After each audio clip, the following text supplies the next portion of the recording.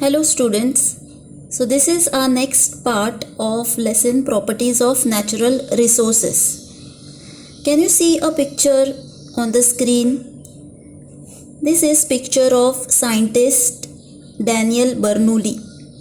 He is a Swedish scientist and in 1726 he put forth some important principles regarding pressure of air.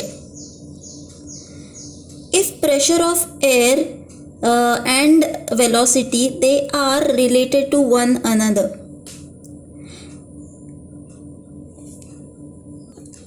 So how they are related to one another?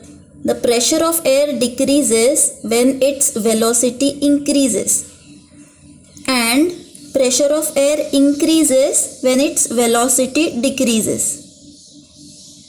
So what is velocity? Velocity means the movement of air in any direction or the speed which it has. Now just consider if there is a body. Body can be a vehicle or a person. If that body is moving through air, then what happens to air pressure? Air pressure is surrounding.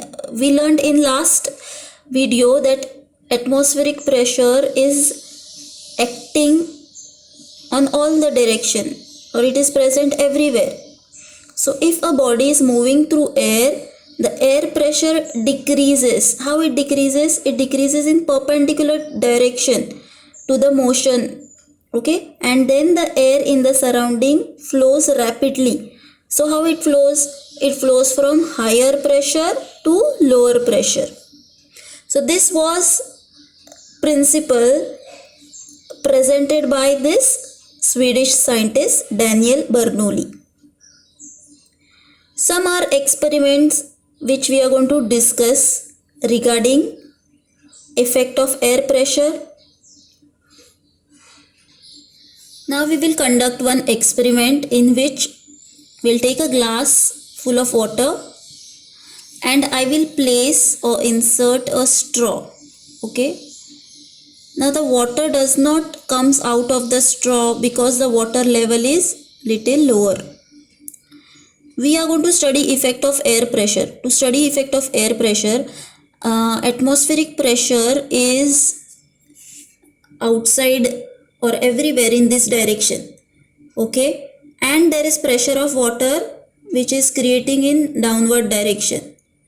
If we try to remove air which is surrounding this area, if we try to remove this air, then what happens? We'll see that the air or pressure which is created here, there is a pressure from up, there is a pressure from down. But if we try to reduce the pressure which is here at this place, then the pressure will be higher at bottom and there will be lower pressure created here. So water will try to come out and it will come out like a fountain. So let's try this.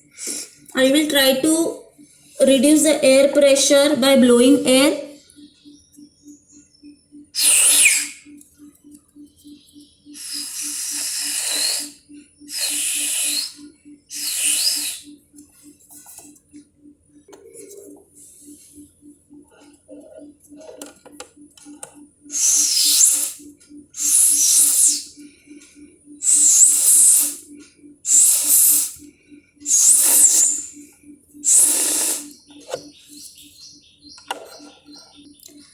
After trying for several times, there was a fountain which came out from the lower straw. Okay, you can try this yourself, but I was just trying to reduce the pressure which was on the straw, above the straw. So what happened? The pressure which is at higher level tries to go to lower level. So water came out. You must have observed that in the straw the water was rising up. It was rising in upward direction. Why? Because there was high pressure and the low pressure was created above the straw. the lower pressure was created above the straw, so water was coming or trying to come out from the straw. Okay, so this is how the effect of air pressure takes place. You must have also observed that where there is low pressure, the wind starts moving from high pressure to low pressure. You have seen at beach or at the seashore, there is lot of wind there because of pressure. Okay, there low pressure is created, so the wind blows from higher pressure to low pressure, so there is lot of breeze over there.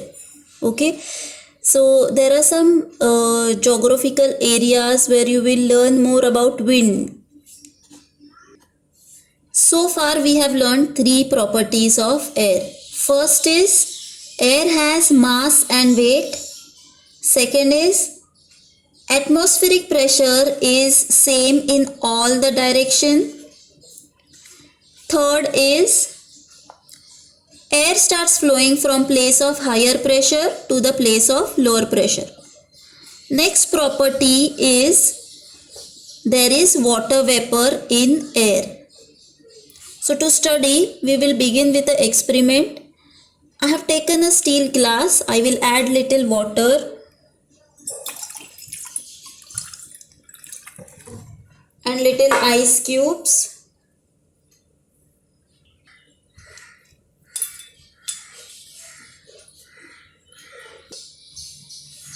Just observe. Can you see here water droplets? From where these water droplets came? Are there holes on the glass or pores from which water has come out? There are no holes, there are no pores, but still how we are able to see water on the surface of glass? This is because the air which is surrounding the glass, has cooled down. Okay, because it has cooled down, there is vapors. There are vapors in the air. Because of cooling, the vapors has turned into water droplets. That means in a air there are water droplets which get condensed and transform into water because of cold region, or there is the air has started becoming cold. So vapors have turned or transformed into water. So we have learned, or there is another property, that air has water vapor present in it. To study about water vapor, we need to learn about humidity. The air which is surrounding us is humid. Okay, people, those who stay near coastal area, they have humid climate. They are in humid climate. Now what is humid or what is humidity? Humidity means the amount of water vapors present in air.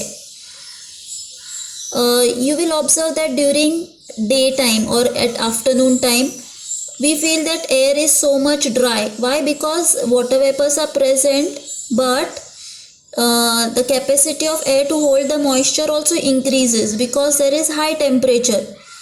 So lot of vapors are held by the air because of high temperature, and we feel that the air is very dry. But during night time, the temperature of air is low. Okay, so to hold the vapors in air is also less. And what happens? Because the temperature is low, the vapors turns into water droplets. So during morning time, we generally see dewdrops on leaves. That is because the vapors have turned into water droplets because of low temperature. So humidity depends upon the temperature. Also, you must have observed during monsoon season, we feel that the air is very damp or humid. Even if you keep your washing powder open, it becomes soggy in few minutes or quickly. That is because we find that lot of vapors are or there is lot of moisture in air during monsoon season. What about summer season? If we keep wet clothes, it dry quickly, but not in rainy season, because the air absorbs, or air has capacity to hold that vapor pressure.